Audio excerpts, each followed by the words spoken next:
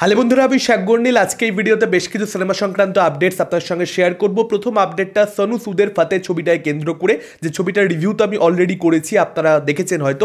ছবিটার প্রথম দিনের বক্স অফিস কালেকশন হয়েছে 2,61,00,000 টাকা, দ্বিতীয় দিনের বক্স অফিস কালেকশন হয়েছে 3,97,00,000 টাকা, অর্থাৎ একটা ভালো জাম্প কিন্তু সেকেন্ড দিনে এই ছবিটা দেখতে পাওয়া গেছে। টোটাল কালেকশনটা দুদিনের পরবর্তীতে এই ছবিটা যেটা দাঁড়িয়েছে সেটা হচ্ছে 6,58,00,000 টাকা নেট, এবং তৃতীয় দিনে এই ছবিটার যে কালেকশনটা হবে তাতে করে 11 কোটি নেট যে ফার্স্ট উইকেন্ডে এই ছবিটার কালেকশন হয়ে যাবে সেটা মোটামুটি আপনারা নিশ্চিত থাকতে পারেন। এবং লাইফ টাইমে যদি এই ছবিটার কালেকশন 30 কোটি 35 কোটিও হয়ে যায় সোনু সুদের একটা ছবি হিসেবে, সেটা কিন্তু অবশ্যই একটা ভালো কালেকশনই গণ্য করা হবে। এর পরবর্তী আপডেটটা পরিচালক অর্জুন সিংকে কেন্দ্র করে, যিনি খো গায়ে হাম কাহা নামের একটা ছবি অলরেডি বানিয়েছেন। আমি রিভিউ করেছি, ভীষণ ভালো একটা ছবি ছিল।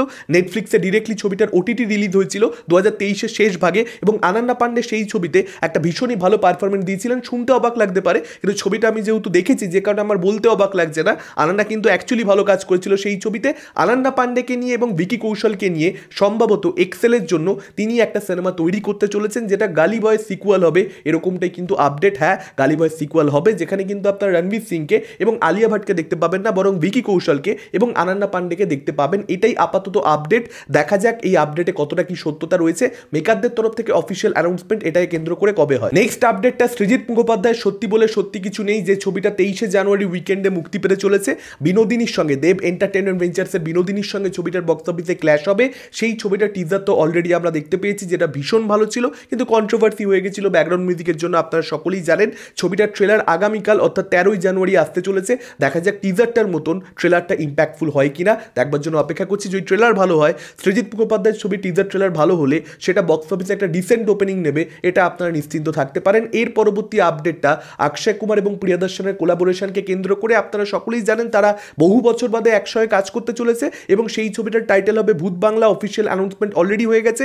সেই ছবিতে কিন্তু আপনারা দেখতে পেতে চলেছেন বাঙালি অভিনেতা যিশু সেনগুপ্তকে। এটা আমাদের জন্য খুবই খুশির খবর, এবং শুধুমাত্র সেটা নয়, তার সঙ্গে সঙ্গে আরও যেটা বড় আপডেট ভূত বাংলাকে নিয়ে রয়েছে, এই ছবিতে অক্ষয় কুমারের সঙ্গে সঙ্গে আপনারা সম্ভবত তাব্বুকে দেখতে পাবেন, ওয়ামিকা গাব্বিকে দেখতে পাবেন, আসরানিকে দেখতে পাবেন, পরেশ রাওয়ালকে দেখতে পাবেন, রাজপাল যাদবকে দেখতে পাবেন। একটা বিশাল কাস্টিং আগে থেকেই ছিল, যেটাকে নিয়ে আমরা সকলে খুব খুশি ছিলাম।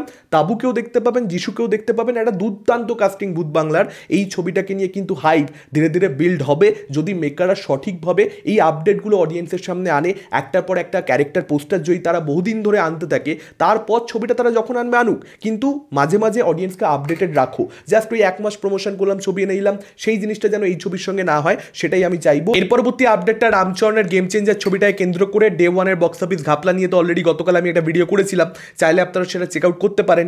ডে 2তে নেট কালেকশনটা ইন্ডিয়া থেকে ওই 21,60,00,000 টাকা মতন হয়েছে, যার মধ্যে হিন্দি বেল্টে 7 কোটি প্লাস আর কি কালেকশনটা এসছে। দুদিন মিলিয়ে মোটামুটি ধরতে পারেন ওই 17 কোটির আশেপাশে নেট কালেকশনটা হিন্দি বেল্টে গেছে, এবং টোটাল কালেকশনটা ফার্স্ট উইকেন্ডের শেষে পার্টিকুলারলি হিন্দি বেল্টে 26 কোটির আশেপাশে থাকবে, যেখানে 10 কোটির বেশি এখানে কর্পোরেট বুকিং করা হয়েছে। এটাও কিন্তু পরিষ্কার জানিয়ে দেওয়া হচ্ছে, অর্থাৎ ওই 16 থেকে 17 কোটি টাকা মোটামুটি আপনারা ধরতে পারেন হিন্দি বেল্টের ফার্স্ট উইকেন্ডের জেনুইন কালেকশন। এর পরবর্তী আপডেটটা প্রভাসকে নিয়ে। ডার্লিং তার ডার্লিং খুঁজতে যাচ্ছে, অর্থাৎ সে বিয়ে করতে যাচ্ছে, এরকমটাই আপডেট। মানে ব্যক্তিগত জীবন নিয়ে তো আমি আপডেট দিই না, কিন্তু যেটা জানতে পারা যাচ্ছে সে বিয়ে করতে পারে, যে কারণেই তার আপকামিং যে ছবিটা, তার রাজা সাহেব পরিচালক, যেটার মারুতি, যে ছবির মধ্যে আপনারা মালবিকা মোহনানকে দেখতে পাবেন, সেই ছবিটা সম্ভবত এখানে পোস্টপন্ড হতে চলেছে। মে মাসে আসবে, এপ্রিল মাসের 10 তারিখে এই ছবিটার কোনোভাবে আসবে না।